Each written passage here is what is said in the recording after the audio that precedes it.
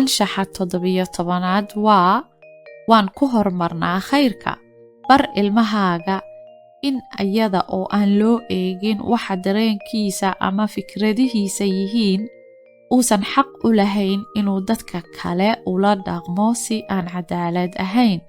tusaale ahaan, bar in uu raali geliyo marka uu waxyeelo qof kale, taas oo kuu ogolaanaysa inaad tusto qiimaha ay leedahay qaadashada lahaanshaha falalkiisa. si ilmahaaga fursado uu ku sameeyo shaqooyin samafal ah. ogow waxa tahay macalinka koowaad ee ilmahaagu wax ka barto. iftiimi mustaqbalka ilmahaaga.